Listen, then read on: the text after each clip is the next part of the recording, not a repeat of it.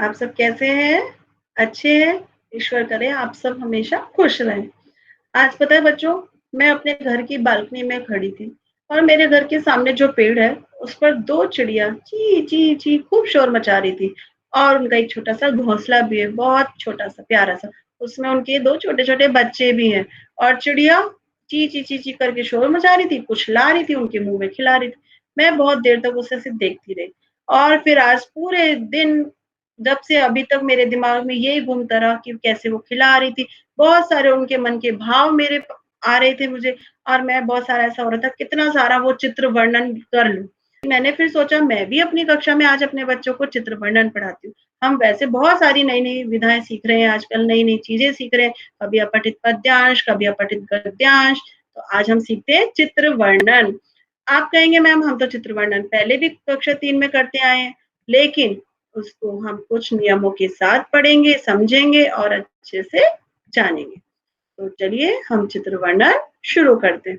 देखिए मैंने तो अपने श्याम पट पर लिख भी दिया है चित्र लेखन और चित्र लेखन या चित्र वर्णन किसे कहते हैं?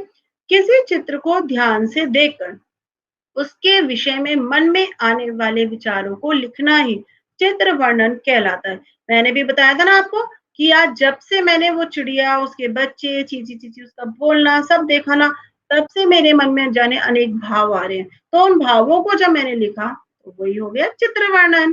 चित्र वर्णन एक कला है।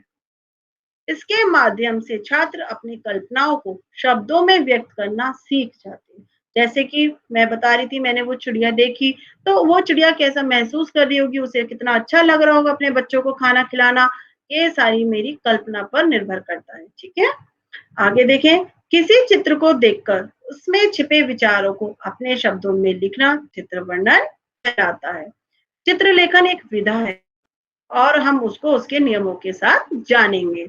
जैसे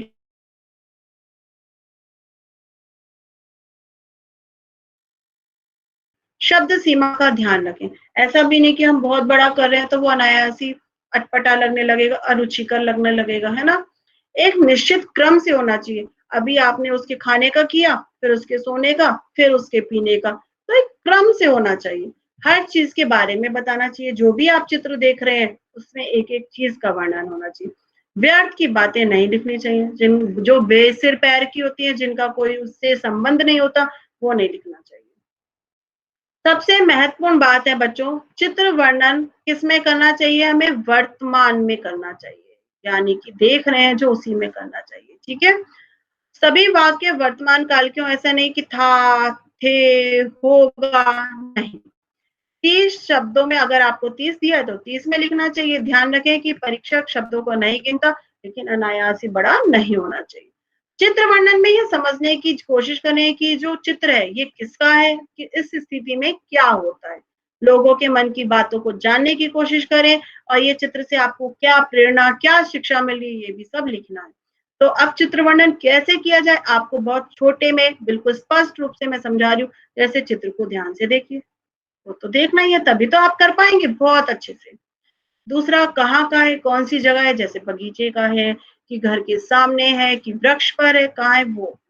चित्र में कौन-कौन है, जैसे कि मैंने बताया था चिड़िया, उसके बच्चे, है ना, ये सब। क्या हो रहा है, चित्र में वो लोग क्या कर रहे हैं, क्या काम कर रहे हैं और उससे क्या होने वाला है। संदेश, वही क्या शिक्षा मिल रही है, इसमें जो चित्र है ये इससे हमें क्या सिखा रहा है, ये सब आपको अच्छे से देखना है। अब जैसे कि उदाहरण के लिए जन्मदिन का चित्र, आपको भी याद है ना आपके जन्मदिन पर भी ऐसे घर सजा होगा सब, तो आप इसको तो बहुत अच्छे से इसका वर्णन कर सकते हैं। जैसे कि देखिए, हम अपनी तरफ से करते हैं, है ना? मेज़ पर केक रखा है, सबसे पहले केक जो स्वादिष्ट चीज़ है ना? केक रखा है, केक बहुत स्वादिष्ट दिख रहा है, मेज़ पर और उपहार भी रखे हैं, बच्चों ने टोपियाँ पहनी हैं, बच्चे बहुत खुश नज़र आ रहे हैं। जिस लड़की का जन्मदिन है वो मोमबत्तियाँ बुझा रही है। मम्मी-पापा भी खड़े हैं, घर सजाया हुआ है, रंग-बिरंगे गुब्बारे बहुत सुंदर लग रहे हैं, है ना? इस प्रकार देखिए, हमने ज़रा-सा चित्र को देखा और कितना वर्णन कर दिया। तो ऐसे ही आपको भी इसका वर्णन करना है। फिर एक उदाहरण और देख लेते हैं हम, जैसे कि ये होली का चित्र है। यह होली का चित्र है। यहाँ पर अनेक घर बने हुए हैं, घर रंग-बिरंगे घर हैं। बच्चे मैदान में होली खेल रहे हैं। बच्चों ने अपनी-अपनी टोलियाँ बनाई हुई हैं, सब अपने मित्रों को रंग लगा रहे हैं।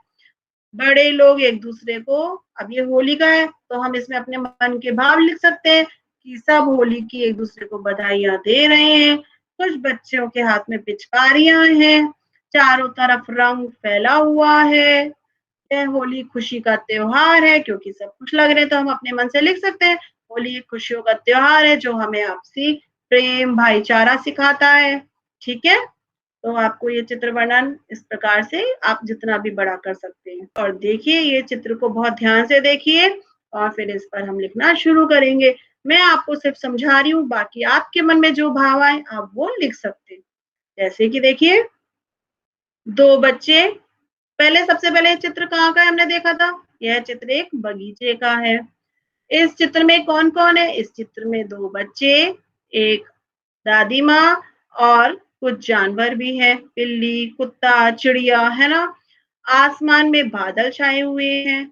इस चित्र में अब था लोग क्या कर रहे हैं? दोनों बच्चे दौड़कर खेल रहे हैं।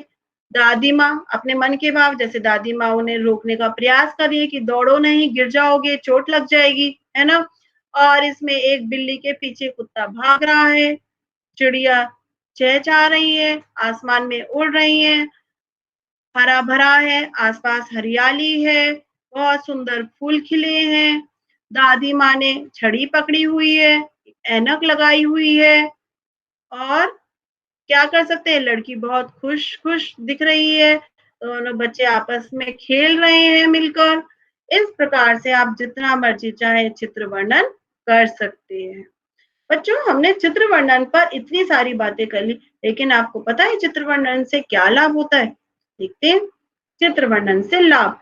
चित्र वर्णन से वस्तुओं या दृश्यों को परखने की क्षमता का विकास होता है। यानी कि जैसे हमने चित्र को देखा और आपने तुरंत उसके बारे में पंक्तियाँ लिखनी शुरू कर दी। फिर चित्र को दोबारा से देखा, क्या सीख मिल रही है, क्या हो रहा है, ये सब हो गया, है ना? चित्र वर्णन से कल्पना शक्ति, आप अपने मन से उनके मन के भाव जान सकते हैं, ये भी होता है। आपकी अपनी सोच क्या है, ये पता चलती है ना? चित्र वर्णन से आपके विचारों को एक सूत्र में पिरोकर लिखने की प्रतिभा का भी विकास होता है।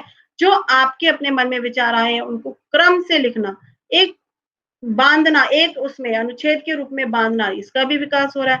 भाषा लेखन और आप कितनी अच्छी भाषा का प्रयोग कर रहे हैं, इसका भी तो विकास हो रहा है ना? तो चित्र वर्णन के कितने लाभ हैं? पहला दृश्यों को परखने की क्षमता का विकास, दूसरा कल्पना शक्ति का विकास, तो तीसरा उनके अपने विचारों को एक सूत्र में पिरोकर लिखना आता है और चौथा भाषा तो हमारी बहुत अच्छी हो ही जाती है। तो ये हमारे हुए सारे चित्र वर्णन के लाभ। अब बच्चों आपको क्या करना है? जानते हैं आप? झटपट आपको चित्र अपना वर्णन उसका करना है। अच्छे से बड़ा-बड़ा भी आप कर सकते हैं, भ पर वाक्य सरल, छोटे और आपके अपने विचार होने चाहिए और लिखकर जल्दी से मुझे भेज दीजिए। आप अन्य और भी चित्रों पर इसका अभ्यास कर सकते हैं। बहुत सारे चित्र आपको मिलेंगे, आपकी दूसरी पुस्तकों में भी चित्र होंगे, आप उनका भी वर्णन करके आप अभ्यास कर सकते हैं। ठीक है बच्चों? तो आप जल्दी से कीजिए इसको और कुछ नहीं आए तो मुझसे पूछिएगा। तो आज के लिए इतना ही। बाय बच्चों।